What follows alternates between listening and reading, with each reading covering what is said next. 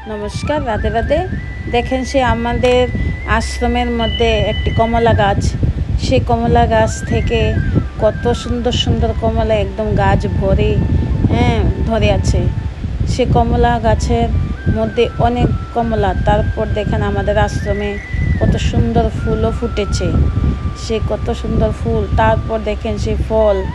भगवान बोले ना जे এই পৃথিবীর মধ্যে মানুষ কি করে, মানুষকে ধোঁকা দিয়ে দেয়, কিন্তু একটি প্রকৃতির সে দান, একটি গাছ, সে কোনোদিনও মানুষের উপকার ছাড়া কোনোদিন আর অপকার করে না।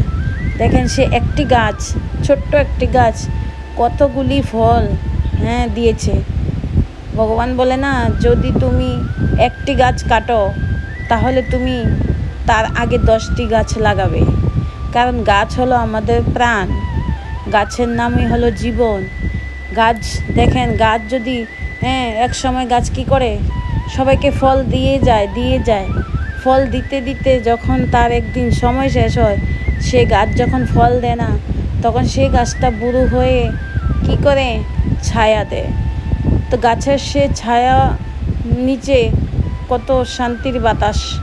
তো সে কারণে ভগবান বলেছে যে প্রত্যেকের আঙ্গিনায় বলেন, উঠানো বলেন, বাড়ির মধ্যে বলেন, আশ্রমের মধ্যে বলেন, সবখানে সবাই যেন ফলের গাছ লাগান, ফুলের গাছ লাগান, কারণ গাছই হলো আমাদের প্রকৃতির সৌন্দর্য। আমরা শুধু প্রকৃতিকে বিধ্বংসী করছি, প্রকৃতিকে রক্ষা করার জন্য আমরা কোনো কিছুই করছি না। কিন্তু এখন ভগবান বলেছে প্রকৃতিকে রক্ষা করার দায়িত্ব কার? আমাদের মানুষ, কারণ মানুষকেই বলেছে শ্রেষ্ঠ প্রাণী। কারণ বলেছে যে 84 লক্ষ জনের মধ্যে শ্রেষ্ঠ জনই কাকে দেওয়া হয়েছে? মনুষ্যকে। কেন? কারণ মানুষেরই আছে বিবেক, বুদ্ধি, কারণ মানুষই পারে তার বিবেকটাকে জাগ্রত করতে।